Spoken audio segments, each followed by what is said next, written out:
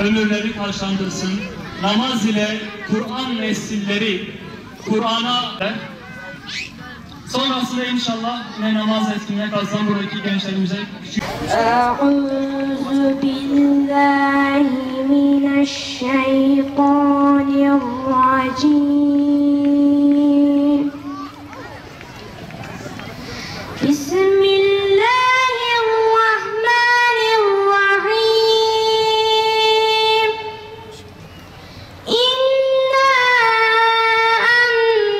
enzelnahu fi leyletil kadr. Ve ma adrake ma leyletul kadr. Leyletul kadr hayrun min alfi şehr. Tenezzalul melâiketu ve'r-rûhu fîhâ biizni rabbihim min kulli emrin selâm. Hiye hattâ matla'il fecr. Sadakallahul azim. Tilavette bulundular. Allah-u Teala inşallah ayetleri nasip etsin. Bismillahirrahmanirrahim. Elhamdülillahi Rabbil alemin. Esselatu vesselamu ala Resulina Muhammedun ve ala alihi ve sahbihi ecmaîn. Çok kıymetli misafirlerimiz, çocuklarımız, onların kıymetli babaları, kıymetli anneleri, dışarıda bu alanda bizi izleyen diğer Müslüman kardeşlerimiz, hepinizi Allah'ın selamıyla selamlıyorum. Kalk ya Bilal, erihna ya Bilal, kalk bizi namazla ferahlat. Müminin miracı, hepimizin baş tacı. Namaz 5 vakitte nasıl üzerimize farz oldu? 5 vakitten önce Mekke döneminde çocuklar. Bir dinleyelim. Biliyorsunuz 5 vakit namaz farz olmadan önce Mekke'de şirk vardı. Müşrikler vardı. Putlara secde ediliyordu. Ama bunun yanında Hz. İbrahim'in dinine tabi olan Hanifler de vardı. Bunların isimlerini zikredecek olursa bunlardan bir tanesi Sa'd bin Ebi Berka'ydı. Bir tanesi Zeyd bin Amr'dı. Namaz kılan bir Müslüman görseler hemen ona işkence ediyor, onu kızgın kumlara yatırıp üzerine kayalar koyuyor. Müslümanlar Rauna Vadisi olmak üzere Mekke'nin uzaktaki vadilerinde geceleri topluyor.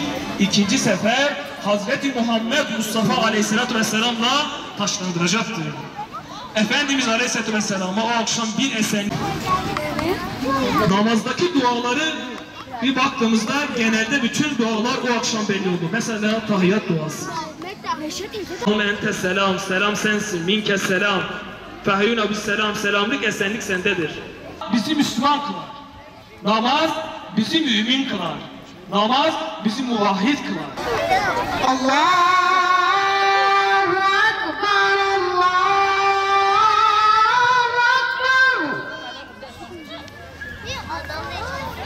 Allahu Ekber.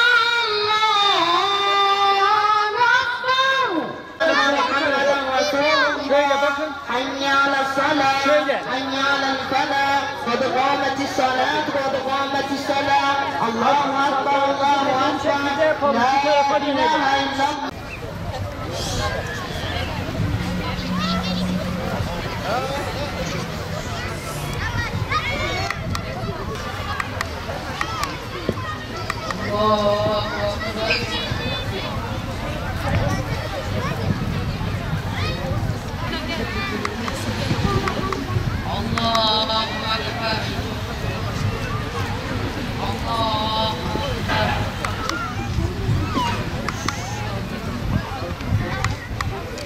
Allahu Ekber. Semiyallahu limen hamide.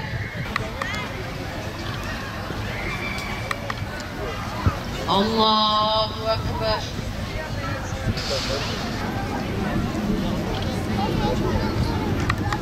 Allahu Ekber.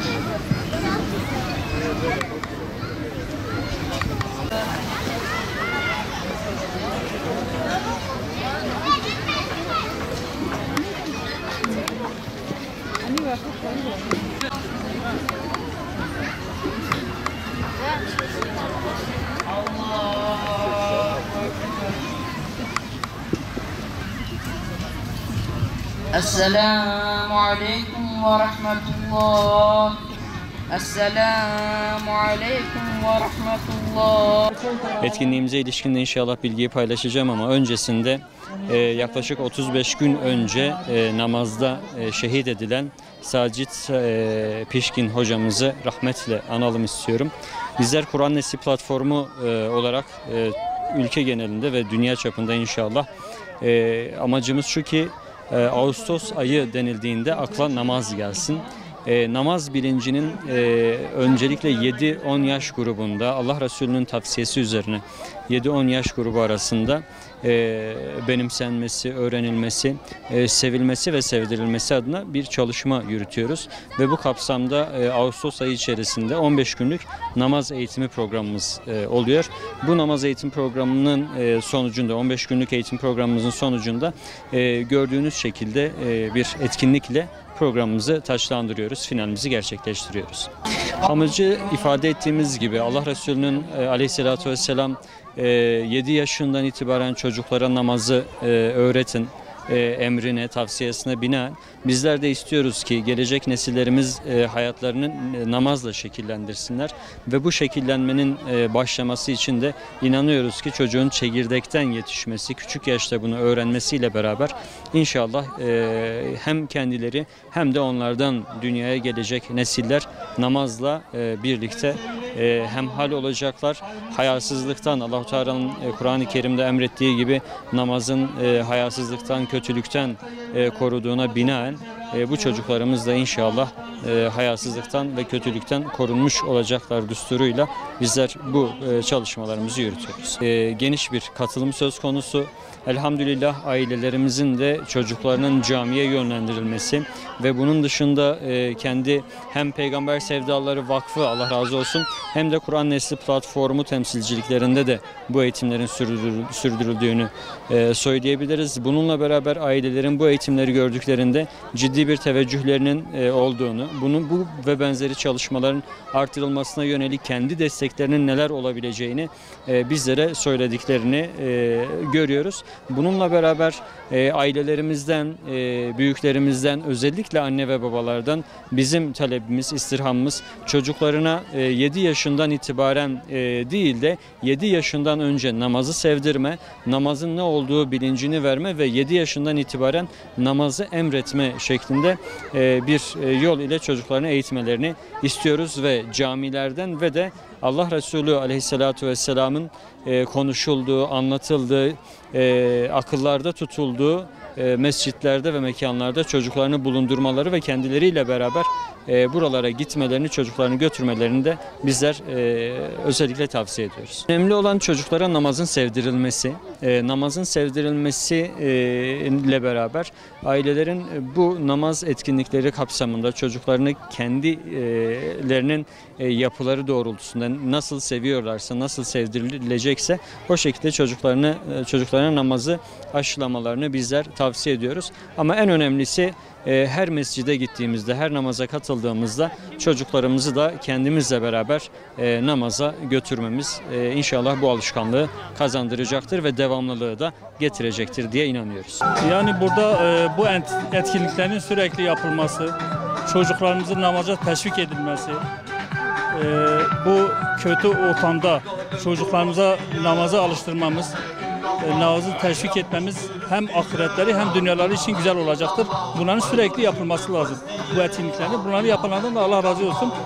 Devamını bekliyoruz yani. Evet, ailelere burada çağrımız çocuklarını camiye, namaz kılmaya teşvik etsinler. Bu tür etkinlikleri göndersinler, örnek olsunlar. Bu asrımızın ihtiyacı olan bir şey.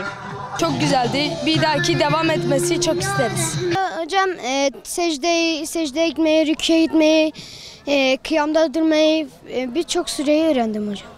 Çok güzeldi. Çoğu şey öğrendim, sureler öğrendim, Kur'anlar öğrendim.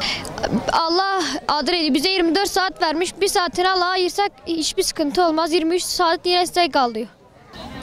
Namazı öğretti, abdesti öğretti.